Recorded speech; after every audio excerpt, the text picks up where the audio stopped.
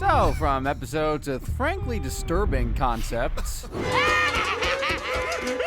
to episodes that made you want to peel off your own skin. SpongeBob has had some, let's just say, wildly questionable episodes, and today I'll be ranking them from, okay, this is a little sus, all the way up to the Devil Book therapy session right after watching this episode. Alright, deep breath. Now let the torture tournament begin. Starting off with the truly disturbing and disgustingly unnecessary episode, Face Freeze. Easily the ugliest and one of the creepiest SpongeBob episodes ever. Let's recap, because that's all I'm good for these days. Check this one out! What do you think of this? This episode starts off with SpongeBob and Patrick hyping each other up to make stupid faces, and for some reason, it's because they share one brain cell and it's on airplane mode. They both think this is peak comedy. Meanwhile, as viewers, we're here thinking, yeah, no, this is getting uncomfortable real fast. I mean, what was this face even? It's awesome! That's not a funny face. That looks like the face of a psychotic, demon-possessed killer man person. It doesn't have to be a man, I guess. A lone bucktooth, the random extra canines. Were they trying to speedrun childhood trauma? I knew canines killed my father. Actually, I don't know where my father is. Anyway, Mr. Krabs is not having any of this nonsense. Your man in the fryer! Why aren't... Believe it or not, Mr. K's terror isn't about the money this time. Obviously, it started out with money, but then it stopped being about the money and became about... If you don't stop making that face, it'll freeze that way! You can obviously tell what the story is about. Man does face until one day... When he stuck his tongue out, his face froze with his tongue! But that's not all. Till one day, his tongue dried up and fell off! Obviously, after such a terrifying tale that only an infant who was just born yesterday should believe, SpongeBob and Patrick swear up and down that they'd never make stupid faces again. An obvious lie, since these two brains find that kind of stuff addictively funny. That's considered making a face! Don't even smile! Right, gotcha! I mean, SpongeBob, if Patrick can't smile, wouldn't that mean that you shouldn't be able to scream either? Doesn't that amount to moving your features? You know what? Never mind. That's on me for expecting logic from a cartoon such as SpongeBob. From a cartoon, period. It's not as if you guys aren't going to make another stupid face in exactly T-minus 2 seconds after this pointless warning. I honestly do not understand what they find so funny about these faces. One, it's not that funny. Like, really. Two, it's actually annoying. And creepy. And not funny. Definitely traumatized me as a child. Our faces didn't freeze. Look at us. We're okay. Then they just go ahead and make stupid faces for what feels like 30 business days straight. Yeah, wrap it up, boys. Anyway, since they don't have a face freeze after their face Mageddon, they decide to step up things a notch because of duh. Let's see what happens when we hold one face for a long time. Then, of course, SpongeBob does an ode to his beloved pet. I call this one the Gary. Meow. Yeah, I'm not sure Gary would be flattered by that. Anyway, off they go to terrorize the villagers like the sleep paralysis demons they are. You two need help. Agreed, Sandy. First correct take of the entire episode. These two absolutely need help because this is what these idiots decide to do next after being frackin' stupid butts and terrifying the entirety of Bikini Bottom. Patrick, I'll bet you can't keep that face all night. Yeah, they did successfully keep the stupid faces all night, but bad news, baby boys. I can't move my face at all! I can't move my face either. All right, we did it! Keep up, Patrick. Patrick, we have the face freeze. When they get to Sandy, she offers to help them with a massage. By the way, I'm not even sure why she feels obligated to help them since they brought it upon themselves. I mean, actions have consequences, right? But anyway, she's a nice person. She helps them for reasons best to her, or at least she tries to. And that leads us to yet another disturbing aspect of this episode. What y'all need is a massage. Just sit back, relax. And you're a licensed masseuse, right, Sandy? Well, I wouldn't say license. Let my gentle mammalian hands melt away that tension. What are those hands? Are those Sandy's hands? Why do they look like that? Hope y'all ain't watching this at night. I ain't sleeping tonight. Anyway, back to the massage. You seem to be carrying a lot of stress in your eyeballs.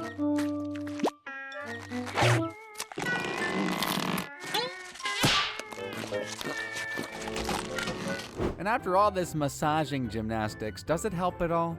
Obviously not. Y'all are looking much more relaxed, but that wicked face freeze ain't going nowhere. Bro, what even was the point of this episode? It's like the writers and the artists kept asking themselves, how can we make this episode increasingly gross and more bizarre to the point where we totally turn off our fan base and make sure that they never ever want to watch another SpongeBob episode in their entire lives? Because what on earth is this? Ahoy, SpongeBob! Mr. Krabs. I don't even know how to process this face. And they kept it in our faces for minutes at a stretch. I mean, were they expecting us to analyze them? Maybe do a paper on this face? Maybe make an abnormally, uncomfortably long YouTube video essay about it that's been done 1,000 times before? Why are we lingering on this trauma fuel? And the most annoying part, they found a way to make this creepy face more disgusting. Why? Not just because. Your order is served, sir. Anyway, we're getting closer to the height of disturbingness with this episode, and here's how that arc starts. First off, as you know, SpongeBob's been trying to hide his frozen face from Mr. Krabs because, well, he warned him, but then Mr. K eventually finds out anyway. Why are we losing business? How should I know? I'm just a cook in these parts. Aha! You just had to keep making faces, didn't you? This is so uncomfortable to watch. I know I sound like a broken record at this point, but like, what else am I supposed to fracking say? Oh, wow, this is amazing, just to lie to you? I just know also that the storyboard artists knew it, but they wanted us to keep squirming in our seats as we watched, because tell me why they had to do the sweat dropping thing too. Tell me why they had to do that close-up shot, and just when you think it couldn't get possibly any worse. I'm losing business because you thought I was telling one of me stories? Just, no! I can't move my face! It's moments like these where I wish we were sponsored by BetterHelp. Actually, no, I don't. Bro, how are kids not supposed to have nightmares after seeing that? But does it end there? Do I fart and then blame it on my cousin? Oh, this is rich! What the heck? Hey, my face! My face! Cousin, if you're watching this, I don't apologize. You know what really annoys me about the climax of this episode? The episode broke its own rules. The whole premise was keep making faces and your face is going to freeze. We all shook hands and agreed, yeah? So tell me why Squidward and Mr. K make one face. One. And immediately they get the face freeze. Okay, cool, so we're just ignoring the rules for chaos. Great, got it, moving on. Now, our next episode literally made me want to peel my own skin off. I gotta stop saying that. Face freeze was just ugly creepy. This is... I mean, you heard me, but fracking speechless, dude. Better experience than told about anyway. Roll the tape. Oh my gosh, your bowl's empty! So Gary's hungry and SpongeBob tries to offer him organic snail feed, which Gary reacts to like it's poison. And since Gary's shell is obviously allergic to nice things, he dips to go find his own meal. But SpongeBob isn't entirely excited because Gary isn't behaving like a thoroughbred or whatever the frick.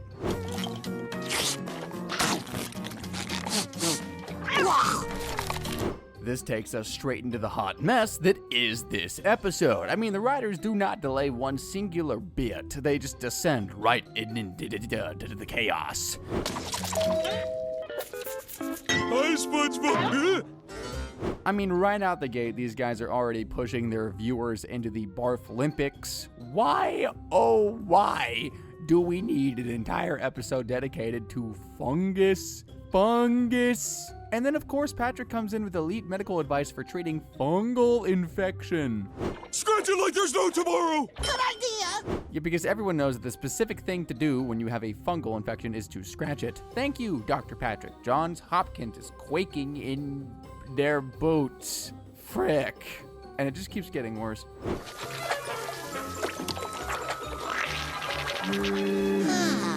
Of course, turn the fungus into an anchor because that is oh so creative. Barf. And then... a four-letter word. Ooh. Meaning an uncomfortable sensation on the dermis. Oh, switch! Did they really have to make the crossword puzzle about itching and scratching too? And those flying chunks of fungus are seriously giving me the heebie-jeebies, sending me imagination everywhere. This is such a disturbingly gross episode. And for what? I ask. Again, for what? What the frick is the point of this? And we're barely 3 minutes in, which means we have 8 more minutes of this trash. More than enough time for the writers of this episode to explore more disgusting creepiness. Don't scratch it and it'll go away. Is this, genuine question, Is this actually how, like, fetishes are made? I think I'm gonna barf all over myself. Someone give me my bib. Why did anyone greenlight this episode? Yeah, pun intended, by the way, sue me. And the fungus isn't even the only thing that gave me the ick. The characters were also annoying because they're borderline evil. Look at Squidward, for example. SpongeBob, why are you all puffy? Now, does he try to help SpongeBob? Do I fart and blame my cousin? Help me! Oh, I'll help you, all right. SWAT team, we'll be right over. Not many people pick up on this, but right at the start of that clip, you hear SpongeBob say, "Help me," in the most heartbreaking way. And what does Squidward do? Call the SWAT team, which is already cruel enough as is, because why not just call the hospital, you frackin' frick? Why call SWAT? What are they supposed to do? Obliterate him for having the ick? Buster called or something? And then when the dumb SWAT team shows up, they just go ahead, make things a whole lot worse? Stop, you fool! You want to get infected? Get back! I said get back! Why are they treating him like he's a feral wild animal, for goodness sake? This is unnecessarily mean-spirited. But of course, things can get a lot more mean. Here's a change, sir. Oh, why, thank you very much, young man. Now, of course, I want y'all to watch this whole video for, like, a variety of reasons, but, like, I wouldn't blame you if you couldn't handle it anymore and you clicked off. If you're a real one, you're sticking with me to the bitter end. Buckle up, because it just gets even worse. I want to go home! You just need to stay in this bubble until the ick clears up. And you know what? At least the SWAT guys did try to help SpongeBob, which is cool, but it definitely does not make up for this highly disturbing next scene.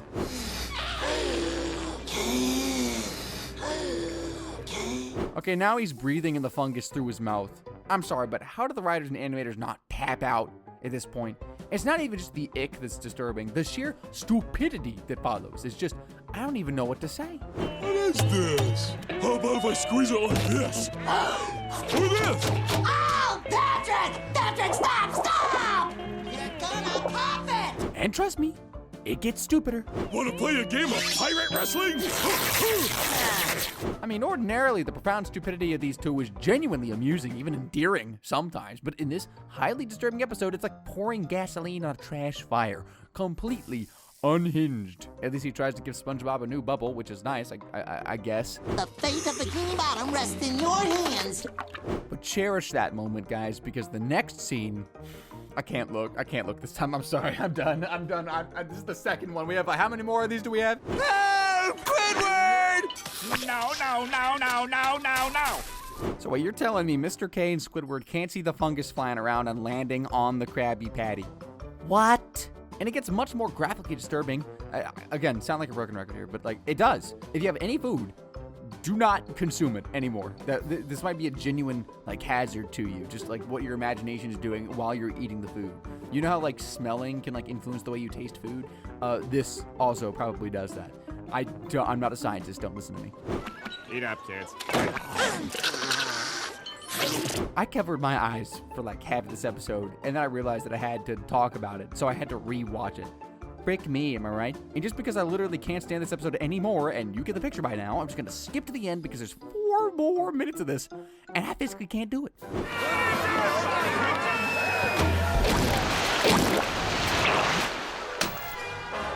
Yep, that happened. Friendly reminder, kids watched this. Friendly reminder, you and me probably did as well when we were kids. You know what? I can't bear to watch this one more clip.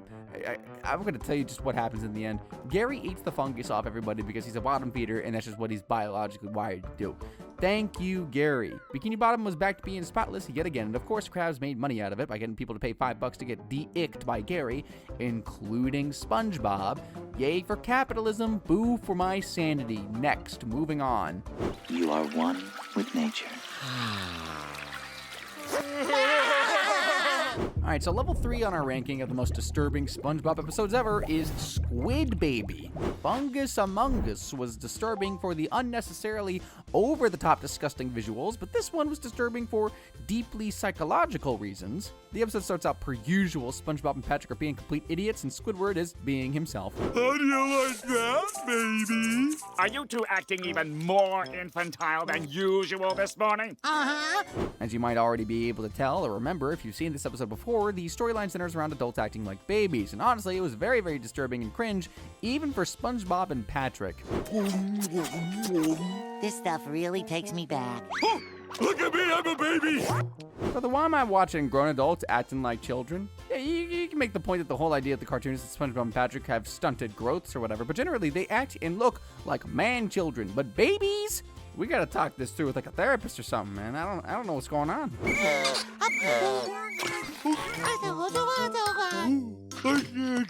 Obviously, the whole thing makes Squidward livid, and I'm 1000% with him on this point because the whole thing crosses the boundary from annoying to downright creepy. Anyway, things are about to get even more creepy. So keep it down!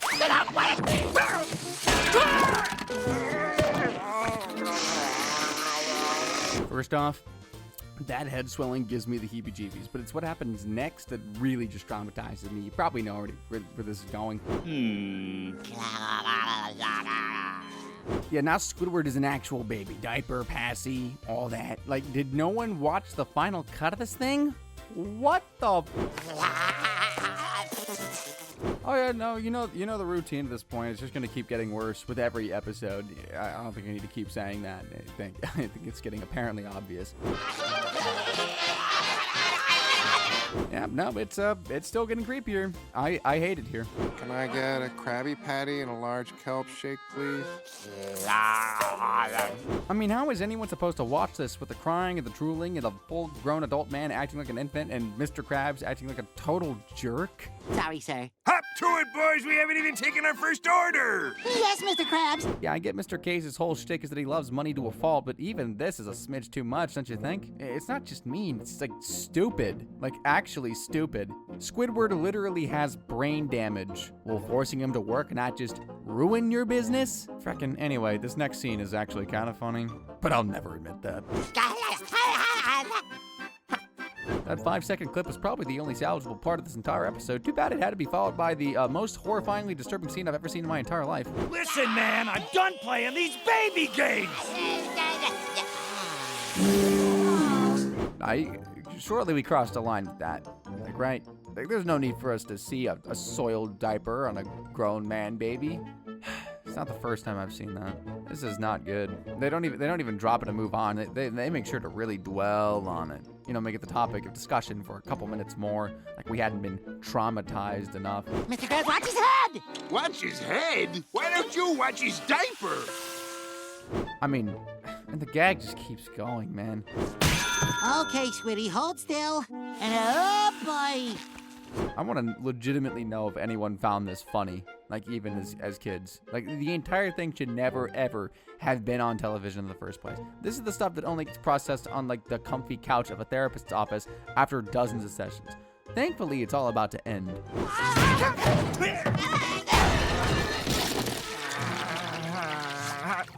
What the? There's no way this episode came from minds that didn't need, like, at least a little bit of therapy. And, like, you know what? I'm all for everyone getting therapy, even if you don't think you need it. I liked it. But, like, some people need it more than others. Speaking of sponges, can we expunge this episode from the World Wide Web and any other web that's ever existed, actually? Am I wearing a diaper? Is it full? Ah!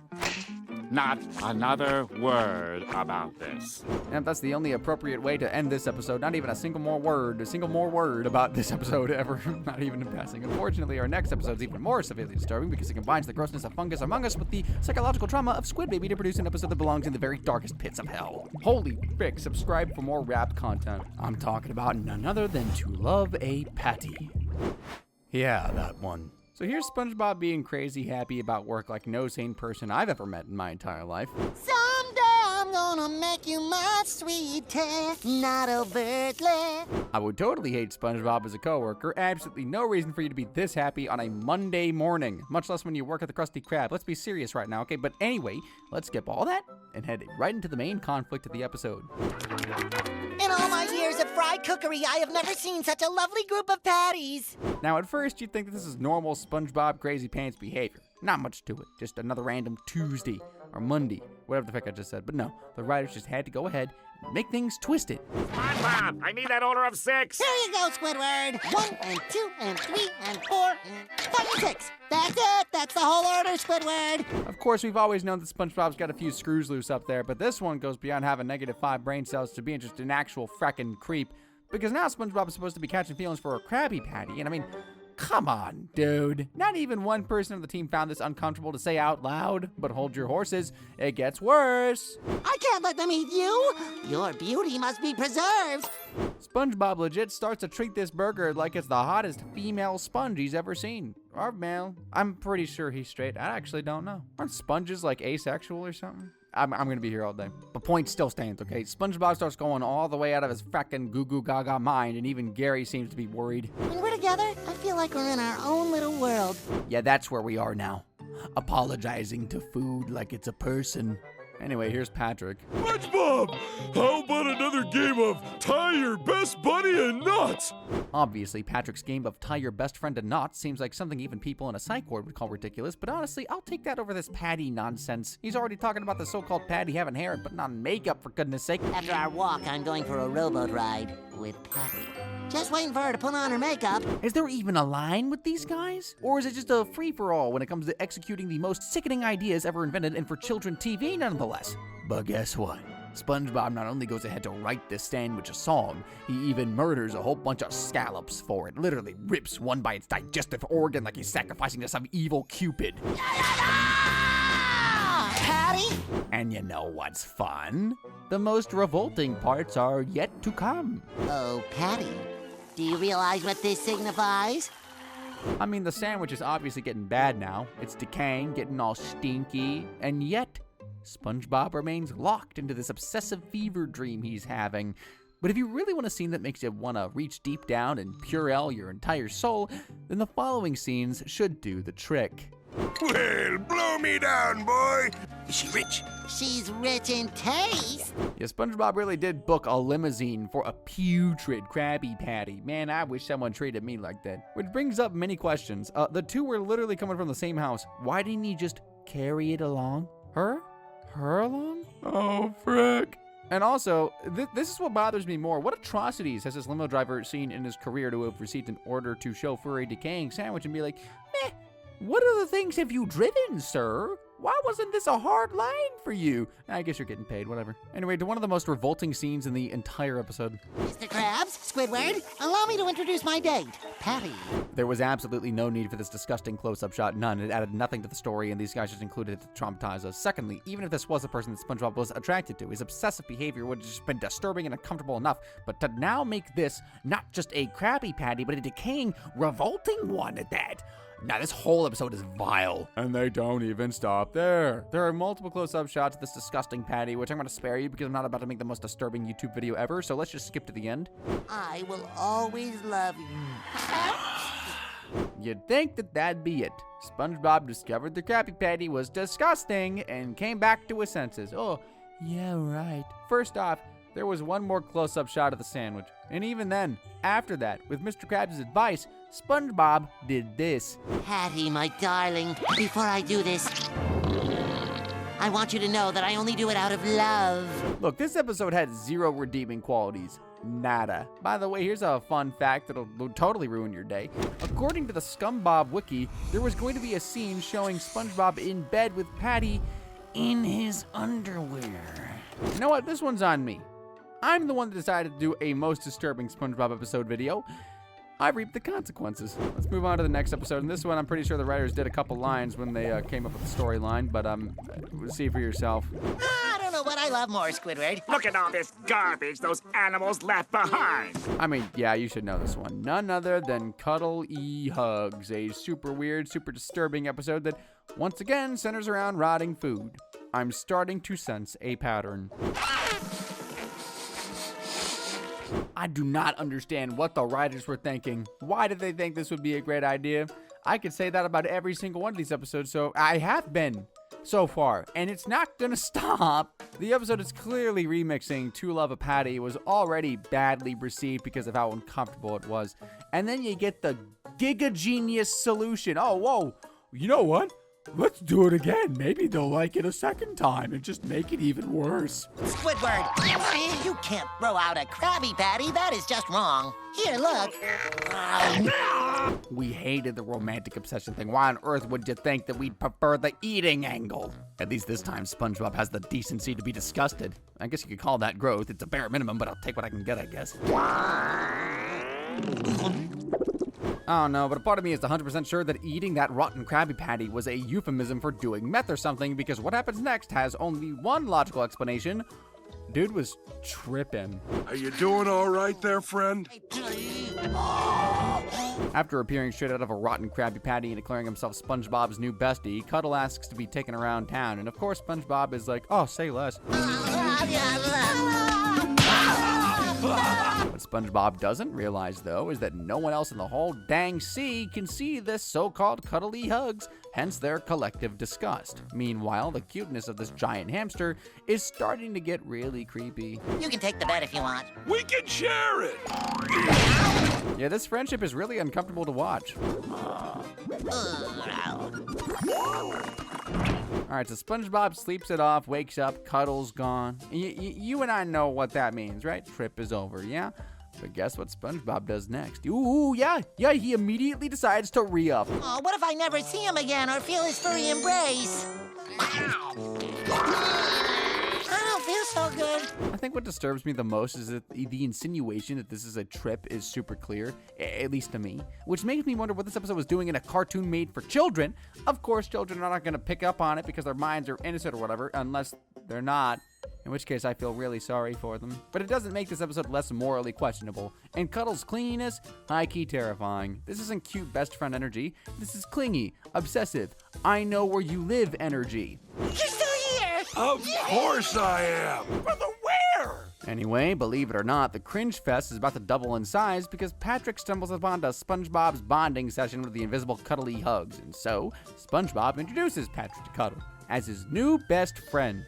As you'd expect, that did not go over well for Patrick, which, fair enough, but then his reaction goes from hurt to slightly unhinged. Of course there's someone here. He's my new best friend. Patrick's possessiveness is a little creepy. Just me?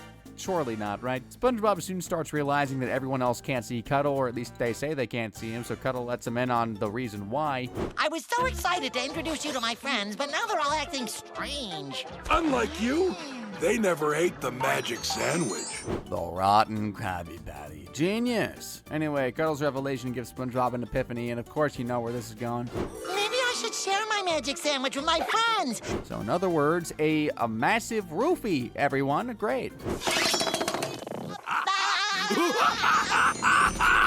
Okay, that laugh gave me nightmares. Cuddly Hugs is beginning to look a little less cuddly and more feral now. And you're about to find out why he's got that crazy look in his eye right about now.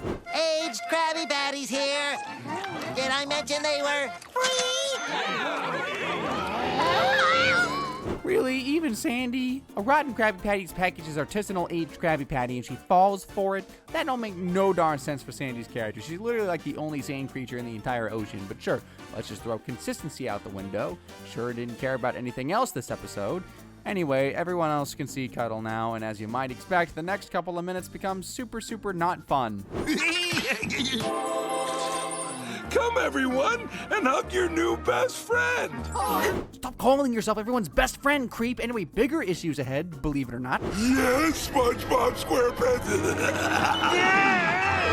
Wait a minute, I have questions. How is everybody having the same exact weird trip? Even in a mass hallucination, people don't hallucinate the exact same thing. But here we are, we got nearly everyone in Bikini Bottom participating in the exact same hallucination where a giant hamster is swallowing them whole. That's some very twisted, very deeply unsettling imagery. Anyway, good thing is everyone's about to wake up from this weird trip. What happened? But believe it or not, I need to talk to him. Why did he act like that last night? I thought we were BFFs. how many times do we have to teach you this lesson, old man? Why do we gotta keep repeating the same cycle, dude? At least this time the close-up's not so disgusting, but still eating rotten food is sickening and twisted, and I'm sick and tired of cuddly hugs, or whatever the frick his name is. Didn't you ever wonder what the E in my name stands for? It's eat! Now, I will say that the ending of the episode was quite interesting, though. Probably the only thing this episode had going for it. Here, have the last of my patty. No! What? Honestly, as much as I detest this episode, the almost Inception-like ending was a little bit interesting, I guess, at least for me. Whatever the case, though, I'm definitely not ending the recap of this episode on a positive note, because this is a deeply twisted episode. Because now that I think about it, it's not just the trippy symbolism that's problematic, the whole thing is also just giving cult vibes as a whole. I just said whole thing, you know what I mean? With SpongeBob being the cult leader and convincing people gullible enough to eat very clearly decaying sandwiches for the chance to see some giant hamster.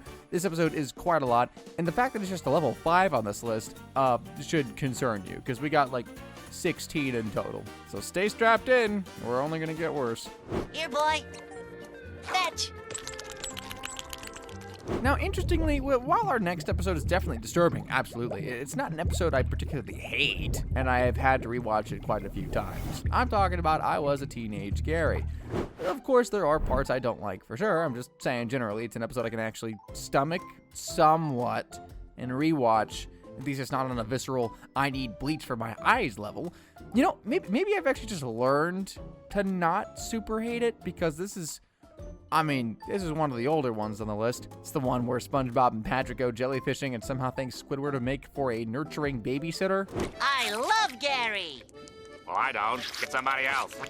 Of course, the offer's too tempting for Squidward to resist. At first, he's about to say no and make up an excuse for why he can't do it, but then when he heard the alternative, he changed his mind real quick. If I watch Gary, you guys will be gone all weekend? Yeah, but you've already said you can't do it. We understand. Now, while SpongeBob rattles on, giving Squiddy a full TED Talk on snail care, Squidward is busy daydreaming of his own SpongeBob-less and Patrick-less 3-day weekend. In other words, he doesn't have to hear a dang thing. 3-day weekend. Friday, Saturday, and Sunday. Soon enough, SpongeBob and Patrick's bus arrives, and Squiddy literally pushes both of them onto the bus like good riddance to bad rubbish. Well, time to go. Don't want to be late. Have fun. Bye-bye. So naturally, what happens next isn't exactly a plot twist. This is gonna be the best 3 days of my life. Yep, Squiddy fumbles the assignment almost immediately. I mean, dude was a monster in this episode. Abandoned poor Gary for 3 whole days, no food, no water, not even a lick of fresh air. SpongeBob asked him to babysit, and the man turned it into a snail survival challenge. Well, great news, SpongeBob's back. Well, thus ends the greatest weekend of my life. Squiddy might be a perpetually sad squid, but he does have a heart, because the moment he remembers Gary, he enters panic mode and tries to fix his mess. I forgot the snail! I mean, I would have gone water first, but hey, what do I know? Never babysat a snail in my entire life. Maybe hydration isn't step 1 under the sea, but back to Squiddy and Gary. Hey, you gotta finish this food! But as you can see, Gary is not interested in eating anything after being starved for 3 whole days. Unfortunately for poor Squidward, SpongeBob is now at the door, and that food he didn't feed Gary the whole time, well, it has to disappear one way or another. So what does he do? Hi, SpongeBob. Oh. Personally, I thought eating the food was a stupid move on Squidward's part. I mean, it's not going to help your case in any way if Gary's looking like he somehow survived a drought at the bottom of the ocean. But I guess panic brain is real, so there's that, I guess. Anyway, time for SpongeBob to meet his precious Gary. Gary!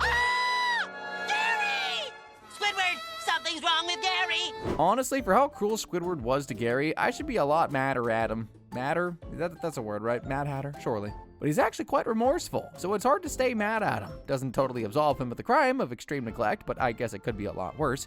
That said, time to have Gary looked at. Yes, it's just as I thought. This is definitely a snail. Therefore, a shot of snail plasma must be carefully administered. Okay, now this part makes no sense. The doctor gave the snail plasma to SpongeBob because he was too squeamish to do it himself? Buddy, you're in the wrong business. Like, sir, just hand over your medical license while you're at it. I mean, where is that ever done anywhere in the world? All right, I forgot. Plot. They needed a way to get into the highly disturbing aspect of this episode, because here's what happens next. Okay, steady. Wait, that's too hard. Wait. Wait, you hold it still. Ouch. Squidward? Actually, this one's on SpongeBob. He just had to keep his frickin' hand still so Squiddy could give Gary the shot, but he kept waving his hands like he just don't care, and now he's full of snail plasma. I'm telling you, it's all in your head. I don't know, I feel kind of funny. Told you. Anyway, that funny feeling SpongeBob talked about and Squidward said was nothing. Yeah, massive pile of something it turned out to be.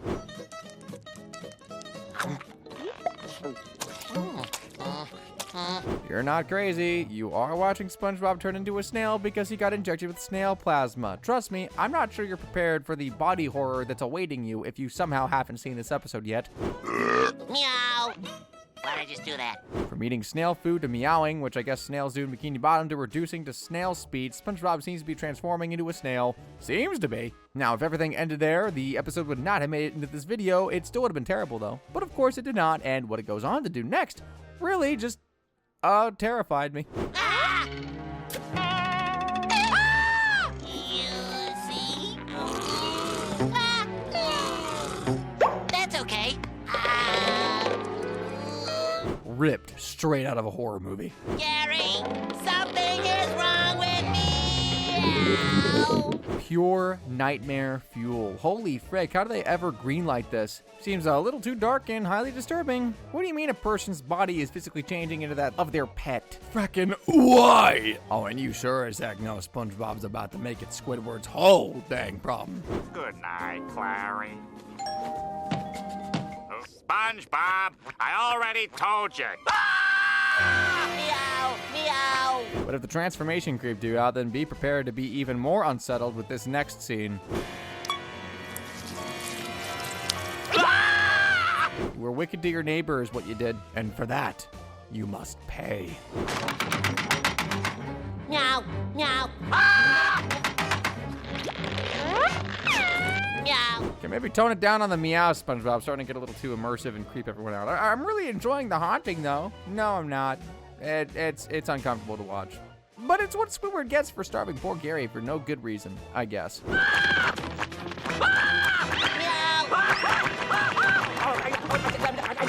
Yeah, this part was not cool.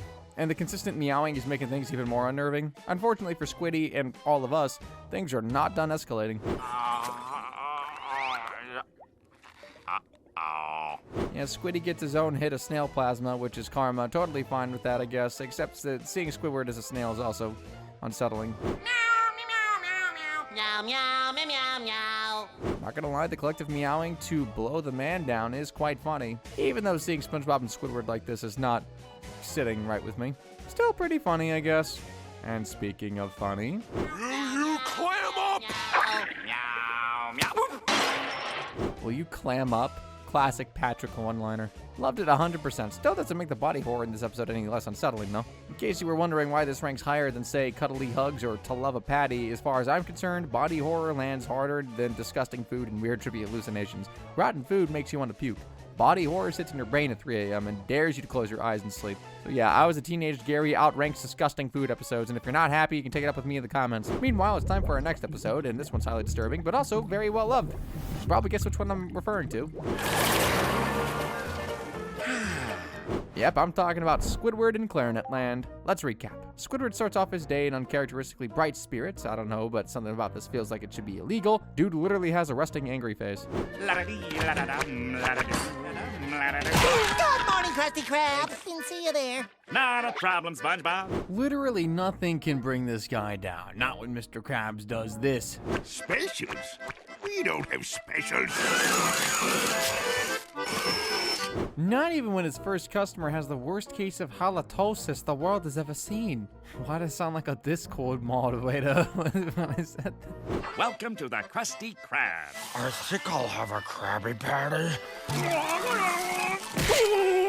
Honestly, Squidward's mood and that permanent smile are actually a bit unsettling, especially for someone who's perpetually and chronically sad, so the fact that nothing at all is getting to him, yeah, it's giving he's on something. But as you know, this is nothing compared to the mind debauchery that the rest of the episode holds. Anyway, here's what's making Squidward all chipper. I have a clarinet recital immediately after work today. Unfortunately for him, according to the rule of Cartoon World, the certainty of something terrible happening is directly proportional to your confidence that nothing terrible could possibly happen.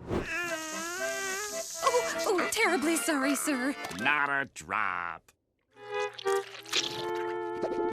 With his clarinet in mortal danger now, Squidward demands a locker, and Mr. Krabs, ever the cheapskate, excavates an ancient, crusty old locker that I'm pretty sure he dug out of Davy Jones's locker.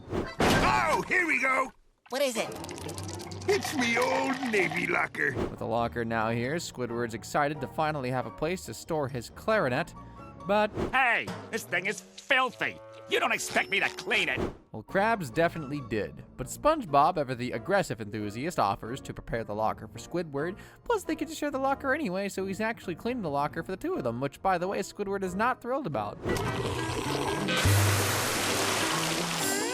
Blimey! By the way, Squidward in Clarinet Land also uses a bit of gross out humor, but it's properly used, nothing over the top or anything like that. This, for instance, was a decent one. Just keep your grubby little hands to your side. Just don't touch my clarinet. I promise nothing untoward will happen. Of course, many things untoward happened. If you smash my clarinet, so help me Neptune, I will...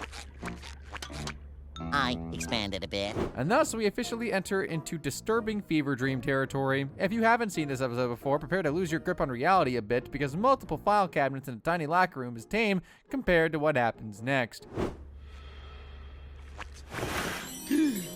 Where am I? Yeah, we're all wondering that right along with you. And in case you somehow lost track, Squidward is still inside that teeny tiny locker. Everything you're about to watch is happening inside that tiny locker. My clarinet! When I tell you you're not ready for what the next reveal is going to be, I promise you aren't. I am the keeper of the horned forest. Yeah, It's the severed head of a falcon that is also somehow talking. Trying to find my clarinet, of which I am the proud owner. Your clarinet. The voice is low-key fire, though, I'm not gonna lie. Kind of like Earl Jones as Mufasa. Still doesn't make this scene any less unnerving, though. Plus, that image kind of gives me nightmares even today, especially when it did this. This is a sacred place where clarinets can live without persecution.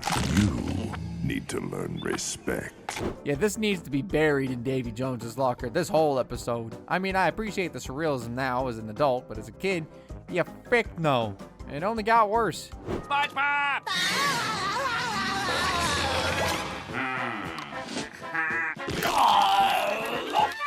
And honestly, SpongeBob's laughter goes from the regular annoying that it typically is to just plain creepy now. Anyway, back to the fever dream, the next disturbingly iconic scene in this episode, the slot machine. From this point on, things get even more bonkers because somehow Squidward and SpongeBob get catapulted into space from a vacuum cleaner in that same tiny locker.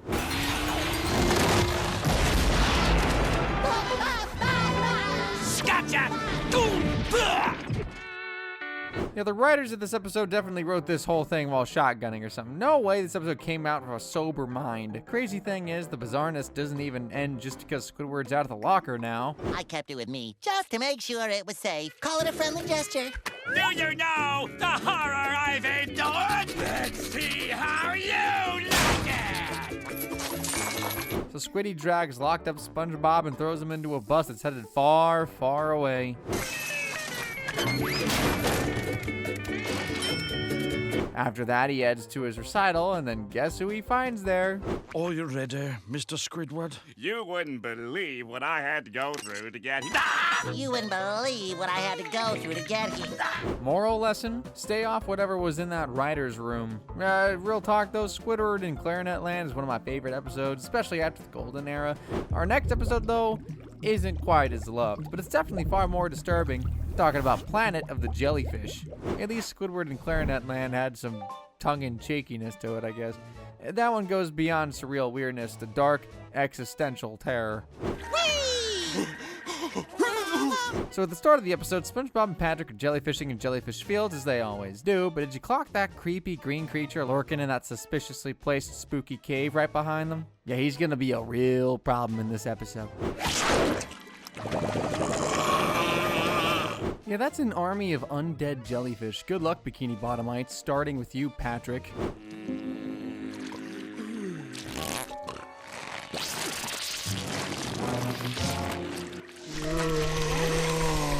So in case it wasn't obvious, you just saw this undead jellyfish or jellians body snatch Patrick, hand him over to their master, and then they replace him with a clone. And you thought the conspiracy theorists were crazies. Well, who's laughing now? Anyway, when SpongeBob finds Patrick, he's none the wiser. Gosh, you don't suppose he's some sort of new breed, huh? I too have caught many jellyfish. Perhaps we should give one to each of our friends. Wow, Patrick, that's a great idea. So they go around Bikini Bottom that night and hand one jellyfish to everyone, which means that all the bodies of Bikini Bottomites have been successfully harvested. Yes, even Squidward. Wow! Do not let the bed bugs bite. And now I'm wondering what psycho thought this would be a nice casual watch for kids. Anyway, so far, the only person who hasn't been body snatched by these jellians is SpongeBob, and it's proving to be quite a difficult task. I can't sleep. But since SpongeBob won't let his body get snatched, the jellyfish turns to someone else instead.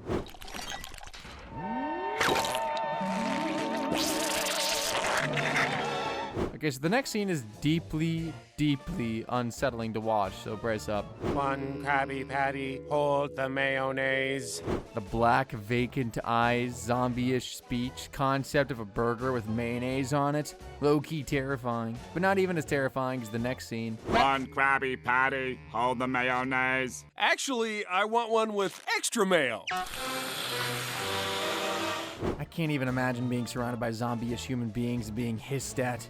Actually, I can. I used to work at Walmart. But in both situations, I'm gonna jet out of there as fast as my fish legs can carry me. By the way, if you're wondering what the craziness over mayo is about, No mayonnaise! it's probably because of this. Is somebody in there?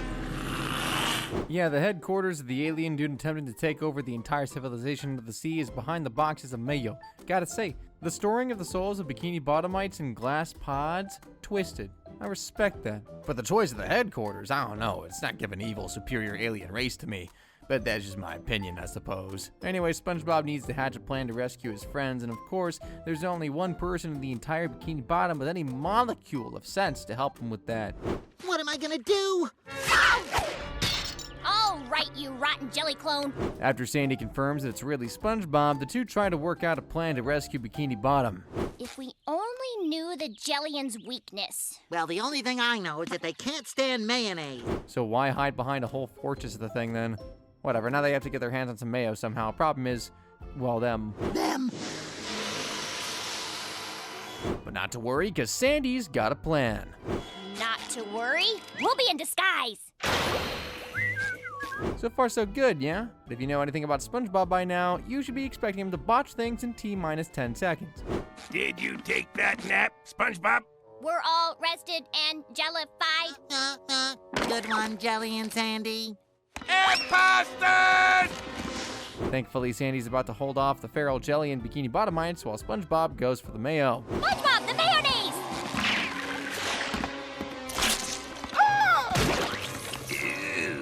Obviously, SpongeBob spritzes up the rest of Bikini Bottom with mayo, which sets them free from the evil Mother Jellian. But then, for the final boss, SpongeBob has to face the Mother Jellian herself. You're through, because we know your weakness. Unfortunately for SpongeBob, because they're in the cold room, the mayo's starting to freeze up, which means he can't spritz the Mother Jellian. Fortunately, Sandy finds a way around that.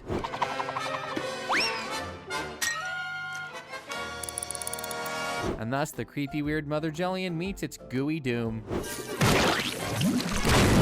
But it doesn't quite end there. Get your freaky clone jelly relish patties! While this episode was disturbing on several levels, I mean, alien body snatching anyone, identity loss, entire town replaced by clones, yeah, that's the stuff of frackin' nightmares. I still really enjoyed it, though. It's clear the writers are paying homage to Invasion of the Body Snatchers, and I think they did it pretty well.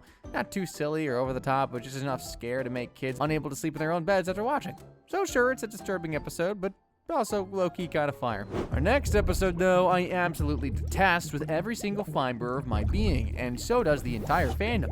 Talking about A Pal for Gary. This episode just makes my frackin' blood boil. See you later, Gare. Oh. SpongeBob's feeling a little bad about leaving Gary home alone while he heads to work, even though Gary himself doesn't seem to mind the arrangement at all, actually. But hey, work calls, yeah? Unfortunately, SpongeBob's about to be shamed by other pet owners and their obsessive cleanliness with their pets. Sorry, sir, but the Krusty Krab has a strict no pet policy. I guess I can't buy you that Krabby Patty you wanted. Of course, Mr. K cannot bear to hear the sound of money walking away from him, so he immediately switches up on his policy about not letting any filthy animals into his establishment. His words, not mine. And then the whole thing sends SpongeBob into a guilt trip. Give this responsible pet owner 2 Krabby Patties. I leave Gary home by himself every day. I better call him and make sure he's okay.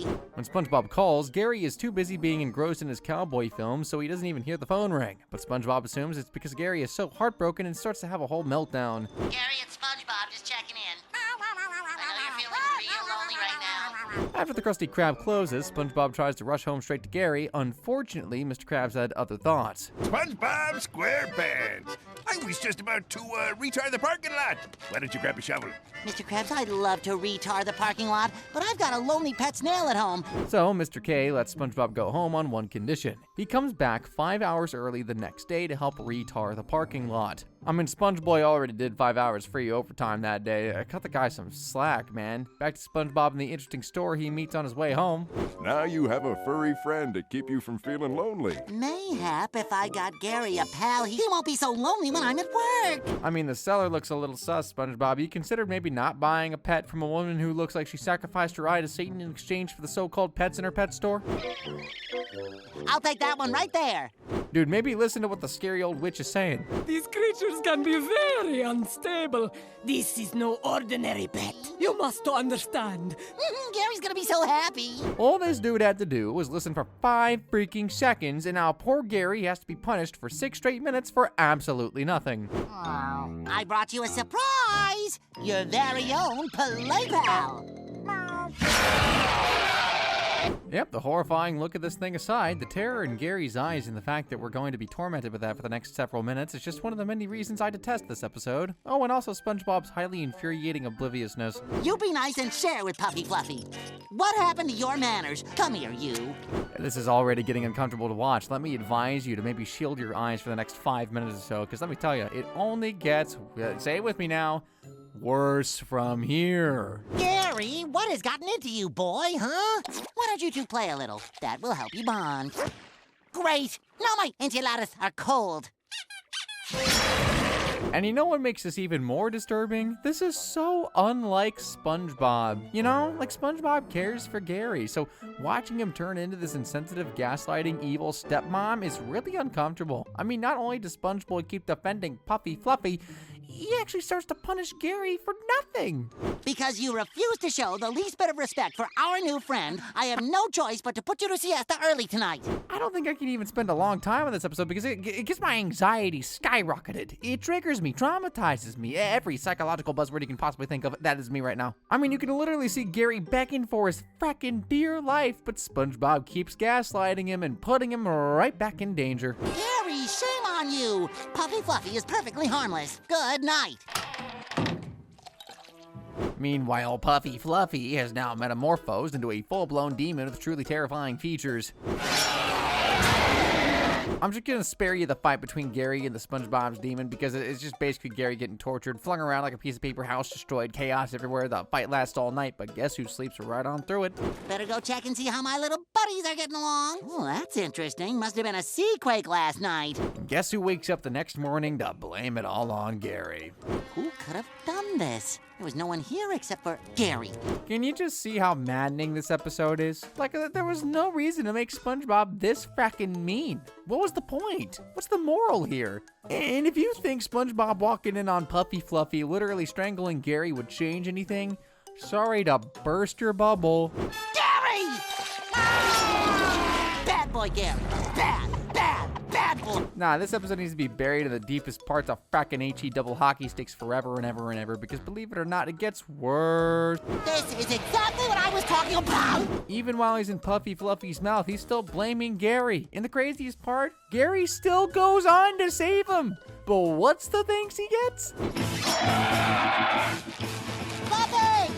Well, Gary, What do you have to say for yourself? I'm done thinking about this atrocious episode. It's giving me a frackin' migraine. Let's just skip to the next one before I lose my whole frackin' mind. Unfortunately, the next episode's not exactly a cool down episode. So yeah, love that for me. Our next episode is Squid's Visit. The one where SpongeBob is way too invested in Squidward paying him a visit at home. How about you come over to my house for a visit tonight? So what do you say, Squidward? Of course, you know how Squidward felt about SpongeBob's invitation. But I must respectfully tell you, I will never visit you. Thank you so much for that lovely invitation. Did SpongeBob take no for an answer? Obviously not. He begged and pleaded and cried until Squiddy literally slammed his door in his face. SpongeBob's obsession with Squidward visiting him at home definitely didn't end there, and that's where this episode starts to get pretty uncomfortable, because the next day SpongeBob goes right back to begging Squiddy for a visit. Why would I leave the comfort of my home for your dirty little hovel?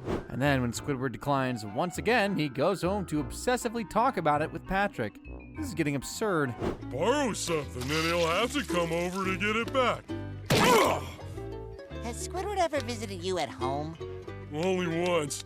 He said he wouldn't leave the comfort of his own home for my dirty little hovel. Dude, what are we doing, man? Why are you so desperate for Squiddy to come visit you at home? I'm asking these questions I know I'm not gonna get answers to, and I don't even know if I'm, for one, ready, for two, even want it. Anyway, as you can guess, SpongeBob takes Patrick's advice and borrows something from Squidward. Dear Squidward, thanks for lending me your vacuum cleaner. So now, Squidward is forced to pay SpongeBob a visit to get his vacuum cleaner back. But first, he calls SpongeBob, and that phone call, oh brother, just play it. Are you done cleaning up that dingy hole you call home? You won't even recognize the place, Squidward. Now, why have you stolen my vacuum cleaner? Well, I didn't steal it, silly. I borrowed it. Yeah, probably not. Hoba haba waba. How do you interpret that psychotic heavy breathing at the end? Let's just move on to the sickest, most twisted aspect of this episode. Well, you said you wouldn't leave the comfort of your home, so I brought the comfort here. You've made an exact replica of my living room. Shouldn't this be illegal? Like, I'm watching this, I'm low-key terrified, of course. Because it's not just the general aesthetics of Squidward's home that SpongeBob got. He got oddly specific details of Squidward's home, too. And this pillow looks just like the one Mommy made for me. He even got the chip in the paint from when I moved in. How does he know the exact contents of my medicine cabinet? I'm sorry, was this episode brought to you by the same twisted minds that produced Black Mirror? Because what in the 7 seas? And it just keeps escalating. He copied all 492 of my self-portraits. I mean, look at poor Squiddy. It's a miracle the guy hasn't descended into madness by now. Because honestly, this is just too much. It's too much for me. That's not really a high bar. Even for a cartoon, though. Like, actually, scratch that. Especially for a cartoon. And yet. Yes, Squidward's house burns to a crisp. And guess what the solution is? Obviously. You're more than welcome to stay at my house until you get your house fixed. Poor Squiddy finally became catatonic, and who can blame him? You okay? Squidward? At least in the end, Squidward takes over SpongeBob's home while SpongeBob has to sleep outside. Replica, sweet replica. It sure was great having Squidward over for a visit, eh, Gary? But two things. First, why is Gary catching strays? What'd my man do? Secondly, if I were Squidward, I sure as heck wouldn't spend even one night in that creepy house of nightmares. I'd wrestle an alligator first. And promptly lose. But at least SpongeBob got to face some consequences, I guess. Still, this episode was deeply, deeply twisted, and I hope I never ever have to see it ever again. But sadly, our next episode gets really dark. And when I say dark, I mean dark. I'm talking about Nasty Patty. Still don't know what I mean by dark. Just take a look at how the episode opens. Oh, a dark and stormy night. Yep, just like that, right out of the frackin' gates. Cold-blooded murder. And if you think you know how things are gonna go, well, you don't. I mean, unless you've seen the episode before, in which case, yeah, you do. I'm not gonna put words in your mouth there. Anyway, let's recap here. The Krusty Krab is getting a visit from the health inspector, or naturally, Mr. Krabs is going frackin' cuckoo for Cocoa Puffs. Give him what he needs. Sweet talk him. Pour on the charm. What can I get for you? Now, at first, everything goes well, and the health inspector has no qualms with the Krusty Krab. And did the voluptuous inspector enjoy his meal? So far, so good. But then Mr. Krabs' celebration gets interrupted by some breaking news. Be on the lookout for a man who's been passing himself off as a health inspector in order to obtain free food. So how do we get from here to let's unalive the health inspector? Well, to be fair to Mr. Krabs, that was not the initial plan. He just wanted to make the health inspector the worst possible Krabby Patty to ever exist. Seahorse radish, the gnarliest stuff in the ocean. I've got a jar of toenail clippings in my office. I mean, they might as well have wanted to end the man. They dipped the thing in the toilet, man. Dude, fracking what? Plus, do we really need a close-up shot of the patty in our faces for like 20 eternities? Anyway, time for the unfortunate inspector to chow down on this accursed sandwich. Hello, delicious. Come to Papa. First off, I mean, do you have no eyes or sense of smell, dog? That sandwich was literally dipped into the toilet and towel dried with filthy gym socks. I mean, that in itself is disturbing, but nowhere near as disturbing as what happens next. As you can see, the health inspector didn't actually eat the patty. Instead, he's choking on a fly. But what do Mr. Krabs and SpongeBob do? Oh, look at him choke! Yep, they laugh. Frackin' goblins, man. They can't keep getting away with this. Dude, a man is choking to death, literally, and Krabs and SpongeBob are literally laughing their butts off. Not literally, not that part. But they're at a stand-up comedy show, right? Well, all that laughter is about to drain from both of their faces in a minute.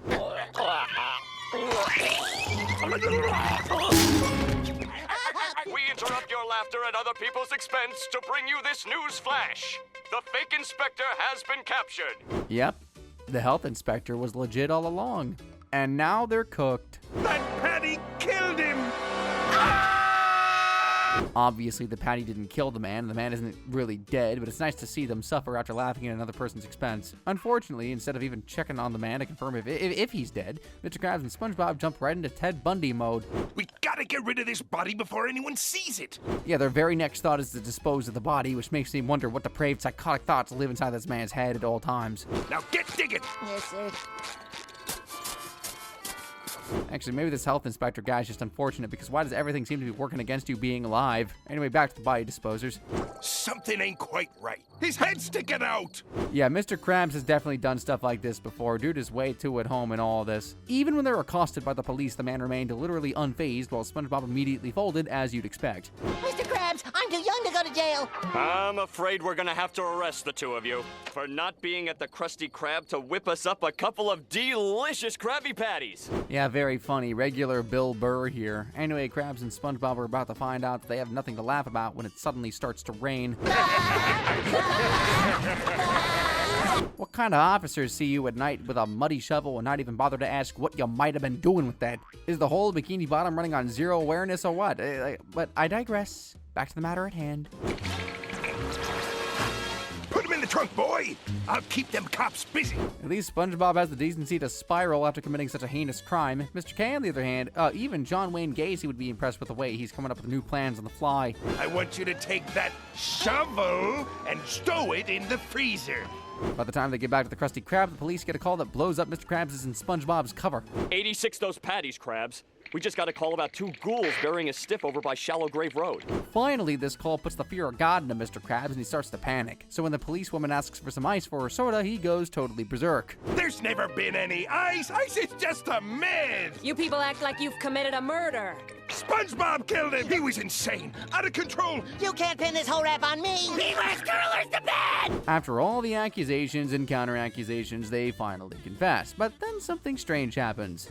We killed the health inspector. Stuffed his body in the freezer. I have never met more incompetent officers in my entire life. Hey, you guys. It's a zombie! Take that, you zombie! Huh. Okay, then. Anyway, bottom line is that they finally learned the man is not a zombie, just a health officer. And for some weird reason, in spite of everything Krabs and SpongeBob just put him through, the idiot health inspector still went ahead to give the Krusty Krab a pass. I probably don't need to rehash why this episode is so royally messed up. Laughing at someone suffering like that, attempted murder, body disposal. What bozo in the writer's room looked at that and said, yeah, you know what, kids are gonna love this. I mean, maybe some of them did, but that's not a good thing. Anyway, we're not at the height of messed uppery yet. Believe me when I say you don't know the half of it, like literally, because the next episode plunges straight into the deep end of psychological trauma. Squidward, wanna go jellyfishing? As you can tell from the design and picture quality, this is an episode from a very early season of SpongeBob. Specifically, this is SB129 from Season 1. It's a twisted episode, no doubt, but this one was done diabolically nicely. In this episode, Squidward tries to get away from SpongeBob and Patrick because they keep begging him to go jellyfishing with them. Ready now? No, I'm not ready to go. How about now? No! Unfortunately for Squidward, his escape plans end up a bit unexpectedly.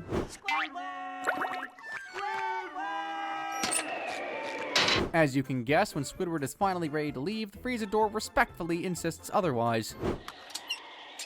2,000 years later. Luckily for him, the hinges at the freezer finally give out, which allows him to get the frick out of there. But guess who's the first person to welcome him even 2,000 years into the future? Holy Krabby Patties! A frozen cephalopod! Well, not SpongeBob. In the future, it's Spongetron. And it's not just one. Of course I'm right, Squidward. Just ask my clones. Spongetron's X, Y, and Z. Are the other letters of the alphabet involved? All 486 of them.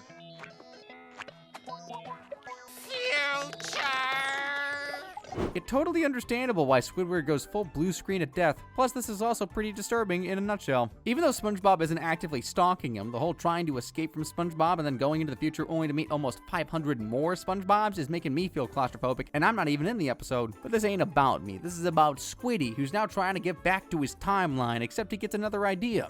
I'd better go to the past. You know what's gonna happen when he gets to the past, right?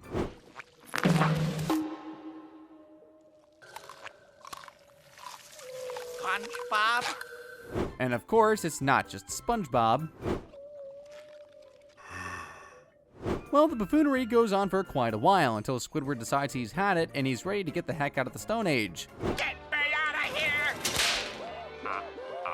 If you're wondering why Squidward is being pursued like he killed the village chief or something, it's because he played his blasted clarinet and apparently offended the entire evolutionary tree with it. So now they want him gone permanently. Unfortunately, the new timeline Squidward's now been transported to is well, see for yourself.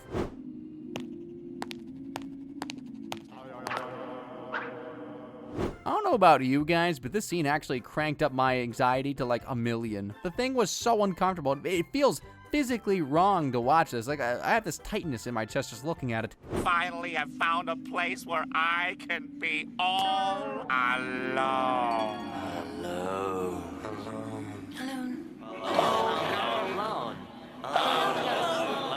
Very high-key terrifying, but nowhere near as traumatizing as this next scene. I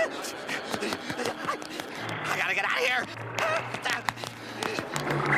This stuff? That's the stuff of frackin' nightmares, existing in a place of absolute nothingness. No people, no places even, just you and the void forever and ever. This wasn't an episode. This was psychological torture dressed up as a cartoon episode. Luckily for Squidward, though, the writers found a way to get him out of this nightmare. I wanna go home! I miss Bikini Bottom. I even miss SpongeBob.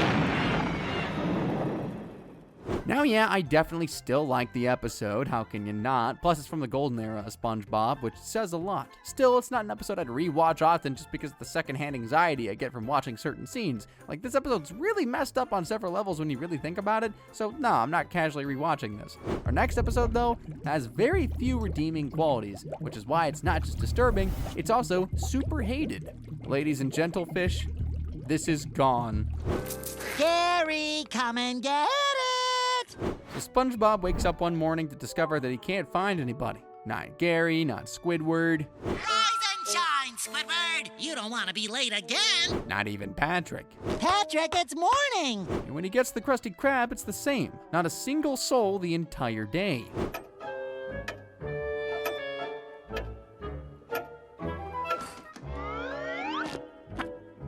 Honestly, even at this point, the episode's already starting to creep me out. Waking up to find that you're the only person left in the world is an experience no one even wants to imagine having, and now to live it, brother, I just asked God to take me right there and then. SpongeBob, on the other hand, is built different, so he goes a slightly different route. But I swear that I will keep the memory of Bikini Bottom alive. First, he does Squidward.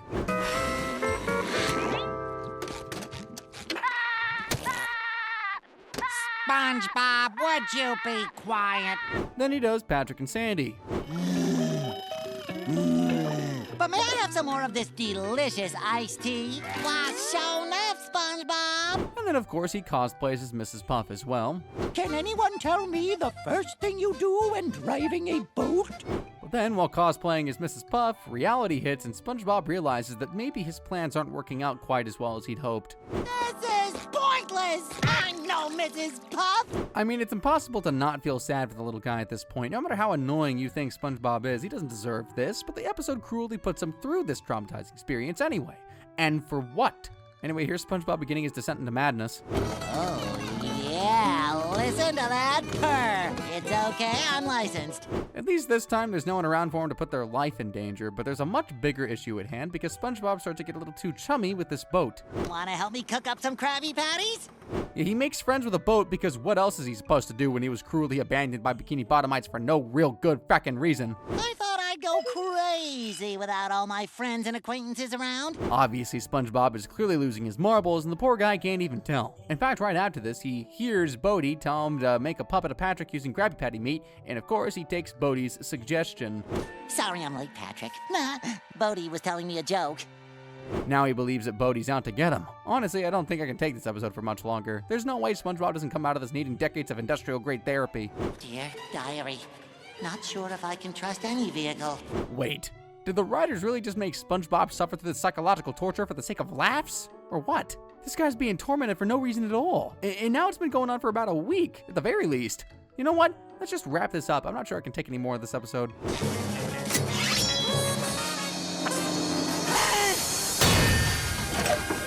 Calm down, boy. Well, where did you go? And what was the stupid, demented, completely unhinged reason? It was National No SpongeBob Day. A whole day dedicated to getting away from you. What kind of psychotic answer is that? Is the whole of Bikini Bottom just frackin' vile? And what right does Mr. Krabs have to say he needs to get away from SpongeBob? SpongeBob is literally the only reason Krusty Krab is still functioning as a restaurant. Not that SpongeBob has ever gotten any thanks from Krabs or even a proper salary. And then there was Patrick Stupid Fish. You too, Patrick? Everybody needs at least one day away from... Why does Patrick even get to celebrate No SpongeBob Day? I mean, am I crazy, or is this Patrick not categorically more annoying, selfish, and infuriating than SpongeBob? But these are just the parts that make my blood boil. Here's another twisted part of this entire non-episode. Cheer up, boy. It's a whole day inspired by you. It's not enough that this ungrateful bunch of psychopaths skipped town and left SpongeBob all alone for weeks. Now Mr. Krabs is gaslighting him? You do such a cruel thing to someone like burn an effigy of him and dance on the ashes, and you somehow convince him into believing it's actually a good thing? Arrest the writer's room, dude, both for torturing SpongeBob and me. And us, as a collective. That said, I did like this next part, though. A whole day dedicated to me. Wait till you see No Patrick Day. Come on, everyone. This was literally the only thing I liked about the entire episode. Not gonna overlook the part where Patrick wouldn't even let SpongeBob get that moment of satisfaction of having a whole day dedicated to him, even if it was gaslighting. But at least they got to do the same to Patrick, and it was SpongeBob himself that kicked him out of the bus, so that was kind of satisfying. Would rather none of this have happened at all. Still, this disgusting episode deserves to be expunged from every record to ever exist, and I will never forgive Nickelodeon for putting SpongeBob through this horrific torture. Next.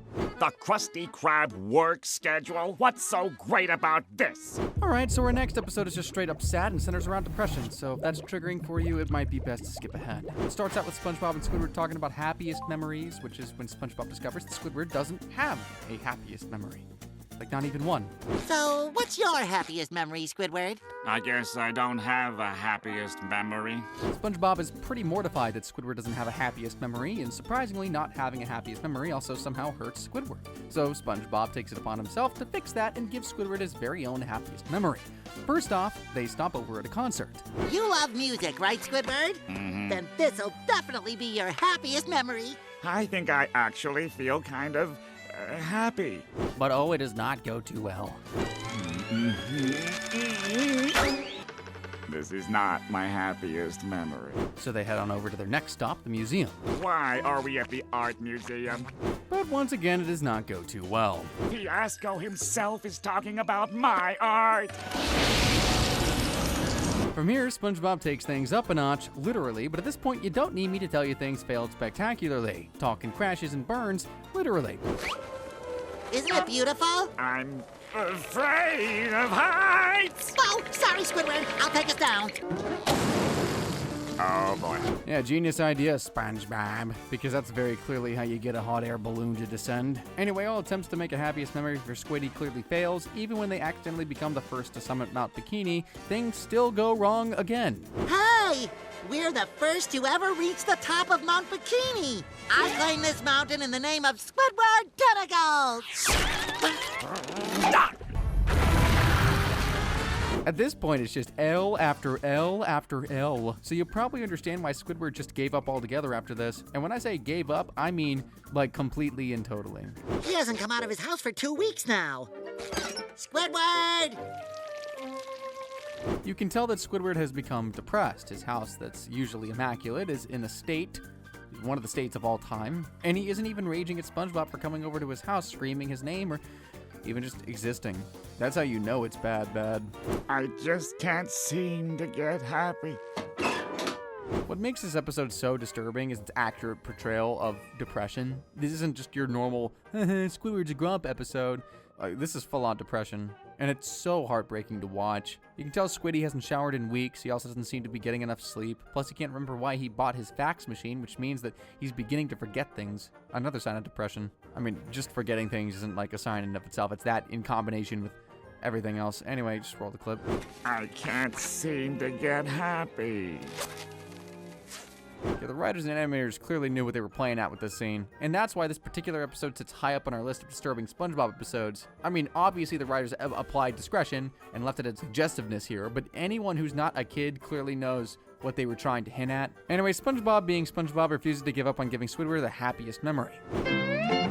Surprise! I figured what you needed was a party to help cheer you up. I mean, it's sweet that SpongeBob is trying so hard and all, but his aggressive lack of self-awareness is only making things worse, which makes me want to slap him across the head. To be fair to him, though, it does seem like he's finally locked in on something that works this time. I don't want a happiest memory! And for reasons you'd expect, this particular activity seems to cheer Squidward up. I feel wonderful! And that's it. That is Squidward's happiest memory. A party where he maniacally destroys papier-mâché figures of SpongeBob like a man possessed. I mean, I'm happy he finally got his happiest memory, but doesn't seem all that healthy to me. I'm going to leave that one for the therapist to decide and move on to our next episode. Now, if you're a Squidward fan, let me warn you in advance, this sick episode involves a lot of Squidward torture. Yeah, I'm talking about none other than Ink Lemonade, that one special episode that combines gross-out humor and psychological warfare to create an episode worse than that Krabby Patty Mr. Krabs and SpongeBob tried to off the health officer with. Lemonade! Lemonade for sale! These final two entries specifically are the worst of terrible, disturbing SpongeBob episodes. If you have not been buckled up by now, you're going to want to find the seatbelt. Let's recap. So Patrick opens up a lemonade stand with zero clues about lemonades or stands or literally anything at all. Lemonade! Then this highly unnecessary scene happens. Lemonade? I don't see any lemons. Here, don't say I never gave you anything.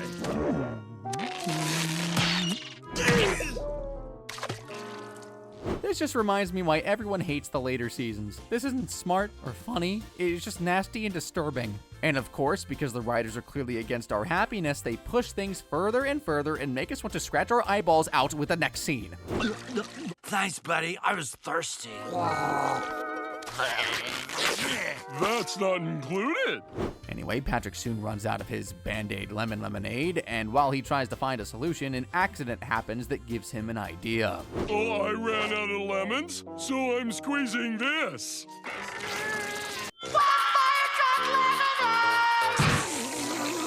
I did not say it was a good idea. Now, a sane person would have thrown that stuff away, but we're dealing with SpongeBob and Patrick, so naturally they do the exact opposite.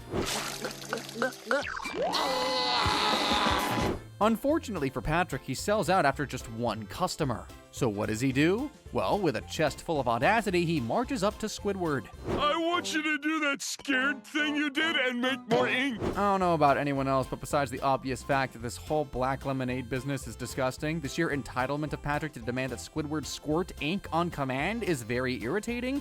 And no, Patrick is just a dum-dum is not going to justify this one, especially not when he does this. I said I will not. Yeah, this is not humor. It's cruelty. And as usual, the writers continue to escalate the Squidward torture because for some reason, which I can only attribute to Bikini Bottomites being under some kind of spell, the entire town lines up for this black lemonade that no one has bothered to ask what's in it. So now Patrick has to go and torture Squidward for more ink. Oh, here, kitty, kitty. Obviously, you know what happens next. I hate spiders!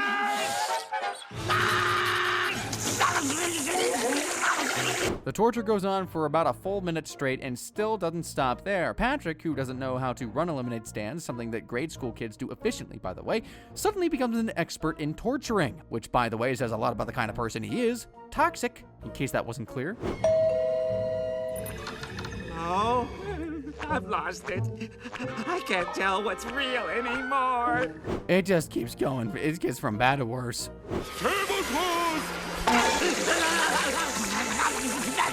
Look, I think you get the point, okay? Plus, this episode is super uncomfortable to watch, so I'm just gonna skip to the end again.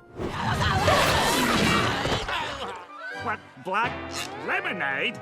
If you want to buy some black lemonade, you'll have to get in the back of the line. Does the cruelty even have a ceiling in this episode? Not only does Patrick torture Squidward for his ink, he wants to make him stand in line to buy it. What am I watching? Oh, but hold on to your horses, because the episode gets even more twisted. What if I told you you can buy black lemonade straight from the source? Do you realize how sick that is? Squidward is really prepared to harm himself just for a chance to make cash. And that don't say a lot about our society. Okay, so this is uncomfortable to watch. Why isn't anyone in that queue the least bit bothered that he's been blasting his nostrils trying to make this black lemonade? Again, I ask, is the whole town under some sort of spell? Somebody please scare me.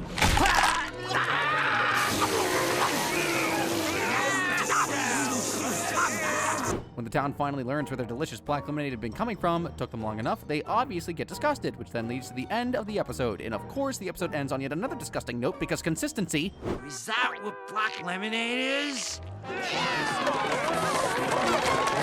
Look, everything about this episode sucks, and I honestly can't even point to one redeeming quality. In a sense, you could say that Squidward got what was coming to him because, to be honest, at the start of the episode, he was needlessly and excessively rude to Patrick. What are you doing out here in the daylight? But like, man, screw that. That don't justify the torment that Patrick put Squidward through like he was some sort of frackin' tool. And then the gross out humor with the drinking of what is technically squid mucus plus the collective puking in Squidward's house? No. No, no, no. Why am I saying no? No, no. Oh, and I completely forgot the highly unnecessary ending gag. SpongeBob and Patrick get out of the lemonade business and into the homemade cookie business. Then they check in on Squidward and offer him some. Hey, these cookies are delicious. What's in them? Spider eggs! I mean, is there anything else to say after that? No, I don't want to say anything after that. I'm moving on to something potentially even worse. And when I say worse, I mean I'm surprised people have not launched petitions to get this episode off the air. I'm talking about none other than the ultra infamous One Course Meal. This has to be the worst storyline anyone has ever come up with, period. It is the worst torture episode of any character in the whole show. And yeah, I get it, okay? Plankton sucks, deserves to be punished every once in a while. But, like, don't you think this went a wee bit too far? You know it, Nickelodeon. You know you did. Let's recap. You know the premise. Plankton tries to steal the Krabby Patty secret formula, and Krabs says absolutely not. Krabs, just give me the secret formula, and I'll be on my way. You ain't getting it. SpongeBob, on the other hand, is far easier to break. I'll never talk. We'll see what Mr. Feather has to say about that. Okay, but I don't know how to get into the safe behind the painting in Mr. Krabs' office that houses the secret formula. He won't let me near it. But just before Plankton can secure the bag, Pearl barges in and Plankton loses his entire mind. Daddy! Stay back, whale! I'm privy to what you do to organisms like me. I've seen those documentaries! So yes, Plankton is scared of whales because one devoured his entire family in the past. I mean, pretty solid reason to be terrified of any creature. But instead of treating this with even a shred of sensitivity, the writers go, hey, how about we build the entire plot around exploiting Plankton's trauma for laughs? Our audience will definitely love that. Newsflash, I personally didn't. I don't think you did. But back to the episode. Now that Krabs knows about Plankton's phobia, a light bulb goes off in his head. That one black light bulb from Amori. Don't just swing by the chum bucket on your way to the mall. Give Plankton a scare. The chum bucket is like totally gross. Did he really have to do that? Was it so important to torture Plankton that way? Aren't there some lines we shouldn't cross as people? Well, to Krabs, the answer to that is yes, yes, and no. I'm hungry!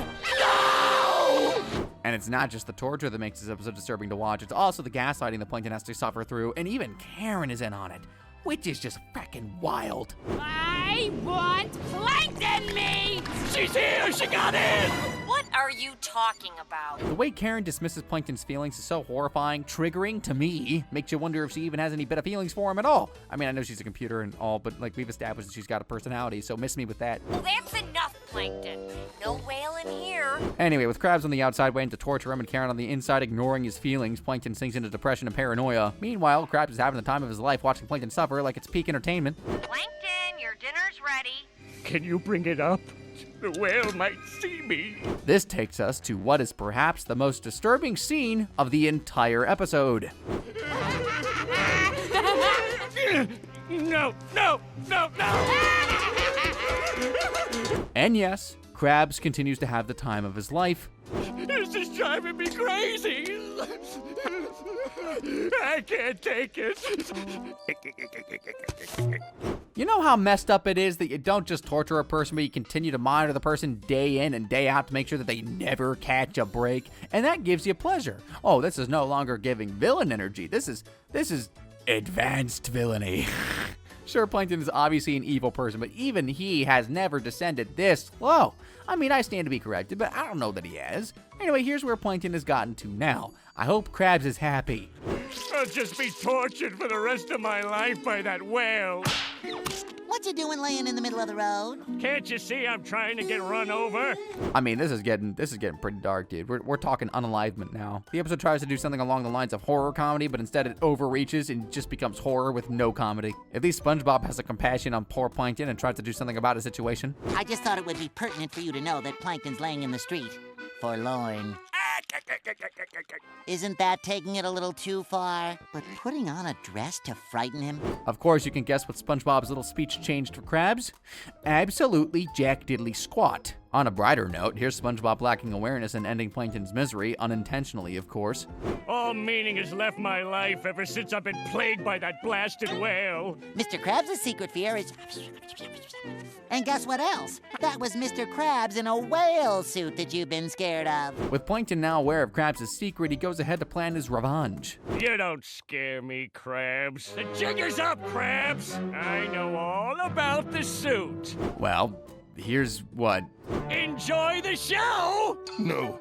Make it stop! Yeah, I mean, even I knew that this was clearly a setup. Krabs only has one phobia in this world, and it's not even losing Pearl, it's losing money. So even this part, which is another attempt to mock and humiliate Plankton for nothing, but back to the scene. Hey, Plankton, if I were you, I wouldn't be so smug. Because a hungry pot of whales just showed up for its early feeding. Get me out of here! Of course, none of that is real. Just another attempt to drive Plankton insane, as if the first 10 minutes of this episode wasn't enough. I don't even know what the moral of this episode is, because everybody here is fully aware that Plankton is suffering. I mean, maybe not every SpongeBob episode has to have a moral, but like, this, I mean, what do you expect me to get out of this? Anything? Even inadvertently? SpongeBob even admits out loud, but then he turns around and what? Helps Krabs get revenge? The same Krabs that doesn't even pay him real money to begin with? Oh, what was even the incentive? Does anyone, including the writers, just get some sick, twisted pleasure watching Plankton suffer? I mean, it's no surprise that this episode gets universal hate. It got a 3.7 on IMDb, the second lowest rated episode of SpongeBob, which is quite honestly deserved. Could be even lower if you ask me. So which of these episodes messed you up the most, and why is it one course meal? Go ahead and vent in the comments, because I know you definitely got thoughts. And if there's any other nightmare fuel you think I left out, drop those in the comments as well. In the meantime, if you need to rinse your brain with far less disturbing content, maybe here's a good one on your screen right about now. Go on and click it. I'll see y'all on over there. And as always, guys, thank you very much for watching.